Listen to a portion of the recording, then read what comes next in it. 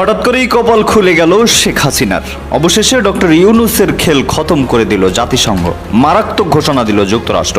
হঠাৎ করেই কান্না শুরু সরকারের বিদায় নিতে, আর বেশি দিন বাকি নেই। সেই 1989 সাল থেকে যেই ঘটনা জাতিসংঘ কখনো ঘটায় নাই, আজকে সেই ঘটনাই ঘটে গেল। সারা পৃথিবীর মধ্যে বাংলাদেশি টার্গেট হয়ে গেল। মানে বাংলাদেশি একমাত্র দেশ যাদের একটা পুরা টিম, 180 জনের একটা টিমকে জাতিসংঘ ফেরত পাঠিয়ে দিচ্ছে জাতিসংঘের শান্তিরক্ষী মিশন থেকে। এবার জাতিসংঘের এই বার্তায় খানিকটা হলেও স্বস্তি ফিরছে হাসিনা। দর্শক, ঠিক এমন সংবাদের আশায় বসেছিল শেখ হাসিনা এবং লক্ষ লক্ষ কোটি কোটি আওয়ামী লীগ নেতা কর্মীরা। কবে ডক্টর ইউনূসকে বিপদে ফেলানো যাবে, কবে ডক্টর ইউনূসের উপরে বিপদ ঘনিয়ে আসবে।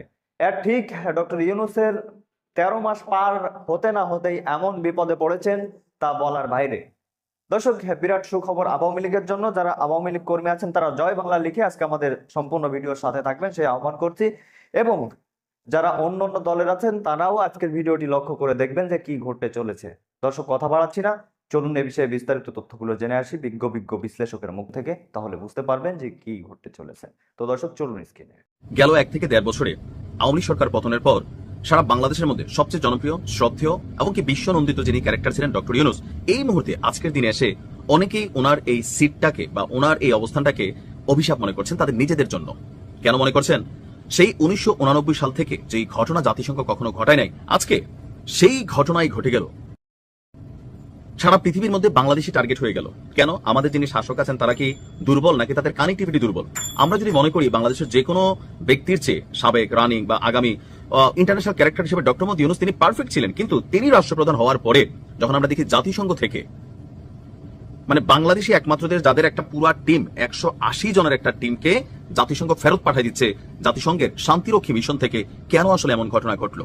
আমরা কি জাতিসংঘকে আসলে ব্যালেন্স করতে পারছি না? সরকারকে আসলে প্রটোকল নিশ্চিত করতে পারছে না? অথবা কোথায় ঘাটতি হচ্ছে? আসুন দেখি মূল ঘটনা।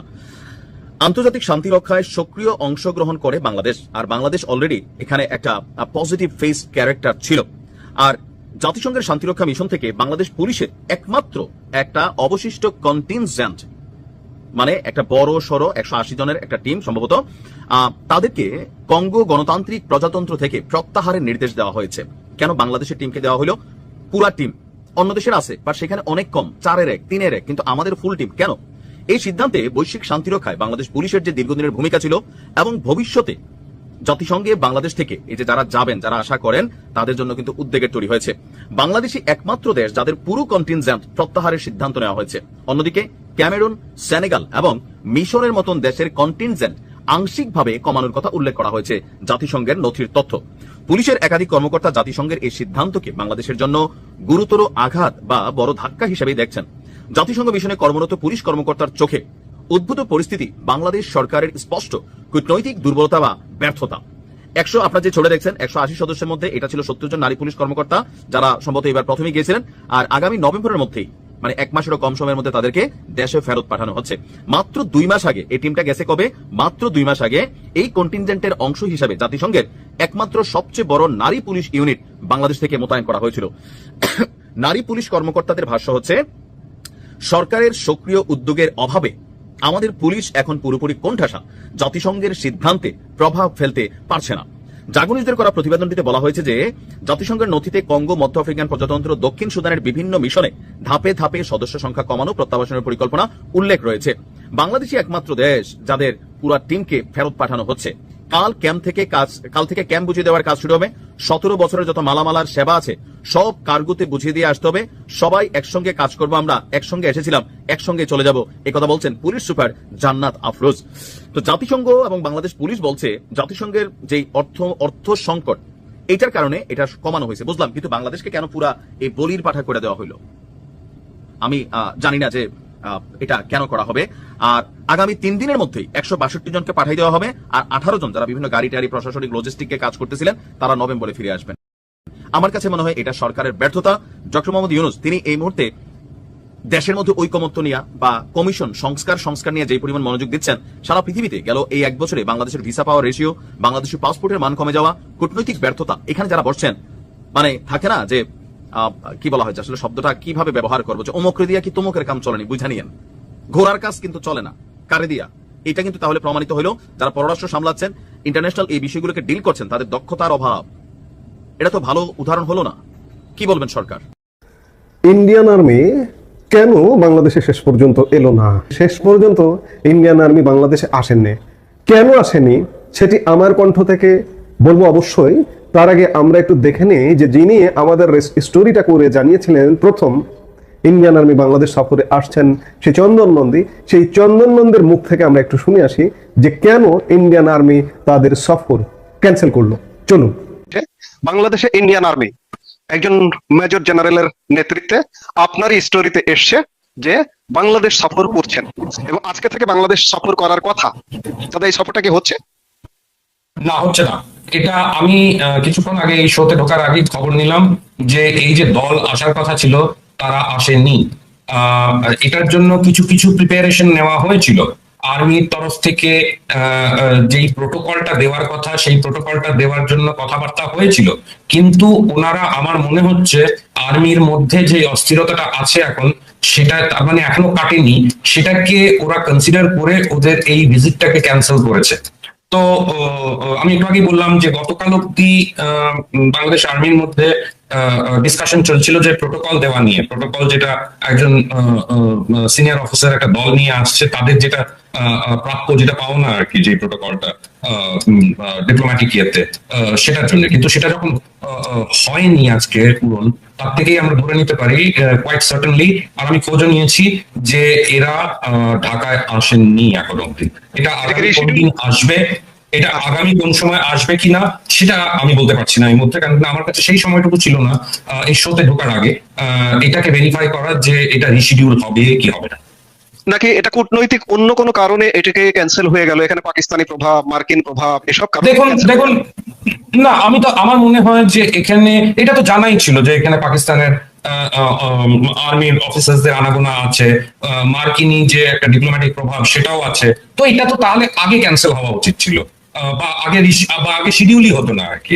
কিন্তু যখন শিডিউল হয়ে গেছিল, কোন কোন ইউনিটের সঙ্গে মিটিং করবে সেটাও লিস্টেড হয়ে গিয়েছিল, তার থেকে আমরা এটুকু ধরে নিতে পারি যে বাংলাদেশ আর্মির মধ্যে যে প্রবলেম গুলো চলছে এখন, সেই প্রবলেম গুলোকেই কনসিডার করে এই ভিজিটটা এই মুহূর্তের জন্য ক্যান্সেল করা হয়েছে।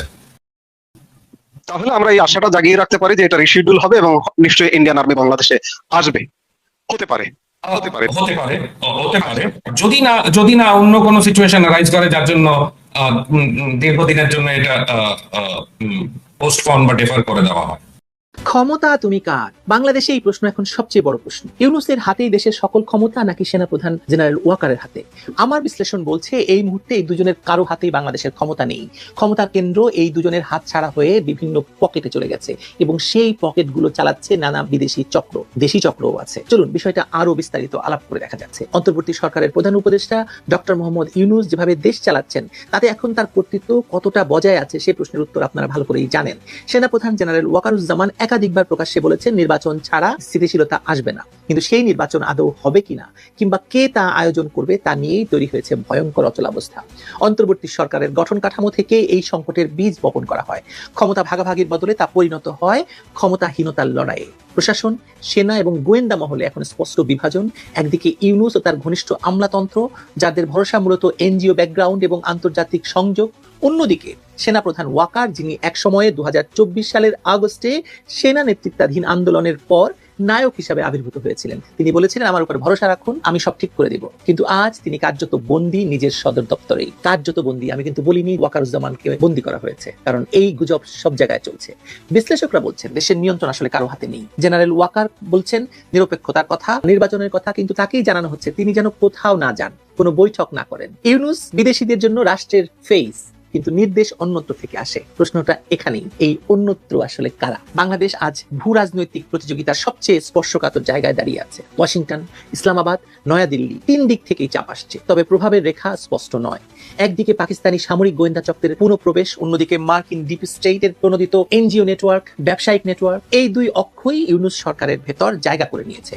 নামমাত্র বাংলাদেশের সিভিল প্রশাসন চলছে, কিন্তু সিদ্ধান্তগুলো আসছে ঢাকার বাইরে থেকে। ইউনূস যখন ভাবলেন তিনি গ্লোবাল গ্রহণযোগ্যতা তার নিরাপদ ছাতার নিচে আছেন, তখন বাস্তবে সেই ছাতা তাকে ঢেকে রাখেনি, বরং তাকে ব্যবহার করেছে মাত্র। মার্কিনী রণতরী এসে ভিড়েছে বঙ্গোপসাগরে, কিন্তু তা বেশি দিন থাকেনি।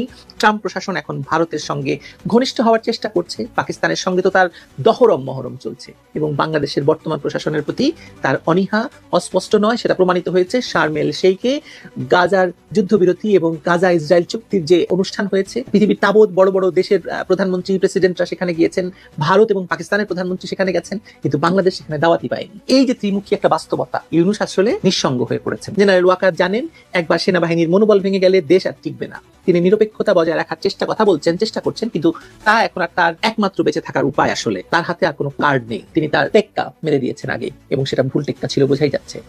ধরুন কর্নেল ওলি আমাদের একটা মন্তব্যের কথা যদি ধরি আমরা, তিনি বলেছেন ইউনূসকেও হয়তো পালাতে হবে হাসিনার মতো। আমার তো মনে হয় রোম থেকে ফিরে এসে এই বাস্তবতার মুখোমুখি ইউনূসকে হতে হবে, এবং এই বাস্তবতা নিয়ে ইউনূসকে টিকে থাকতে হবে যে কদিন তিনি টিকে থাকেন। বাকি দিনগুলি দেশের অর্থনীতি টালমাটাল, ব্যাংক খাত ভেঙে পড়েছে, ব্যাংকে নাকি 5,000 টাকাও তো তুলতে পারছে না মানুষ, বেকারত্ব বাড়ছে এবং প্রশাসনের ভেতর ভয়। ইউনূসের চারপাশে যারা আছেন তারা মূলত এনজিও প্রজেক্টে অভ্যস্ত লোক, রাষ্ট্র পরিচালনায়। তো দর্শক, দেখছিলেন খুব গুরুত্বপূর্ণ প্রতিবেদন। এতক্ষণ আমাদের সাথে দেখার জন্য সবাইকে ধন্যবাদ জানাচ্ছি। দর্শক, ধন্যবাদ জানাচ্ছি আপনাকে এতক্ষণ আমাদের সাথে থাকার জন্য। দর্শক, এখন আমি আপনার কাছে একটা আবদার জানাবো, অবশ্যই ভিডিওটি শেয়ার করে দিবেন, তাহলে অনেকেই দেখতে পারবে, এবং যারা লাইক দেন অবশ্যই লাইক দিবেন। দর্শক, দেখতেই তো পারছিলেন কিংবা শুনছিলেন, অনেকেই টক শো এবং নাইম ভাইয়ের মুখ থেকে আপনারা শুনছিলেন যে জাতিসংঘের শান্তিরক্ষা মিশন থেকে 180 জন কিংবা 80 জন, হয়তো বা এমন একটা সংখ্যা, সেই পুলিশ সদস্যদেরকে বাংলাদেশে ঘাড় ধরে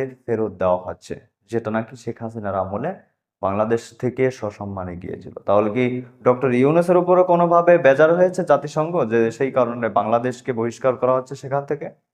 ডক্টর ইউনূসকে কিনা তিনার মুখে চুনকালি লেপে দেওয়া হচ্ছে? কি মনে করেন আপনি? এটা কি বাংলাদেশের জন্য সুখবর নাকি দুঃখের কোনো সংবাদ? একটু কমেন্টের মাধ্যমে জানান। তো দর্শক, ভালো থাকুন, সুস্থ থাকুন, দেখা হচ্ছে খুব দ্রুত অন্য কোনো নিউজের মাধ্যমে। তো ভালো থাকুন, সুস্থ থাকুন, আল্লাহ হাফেজ।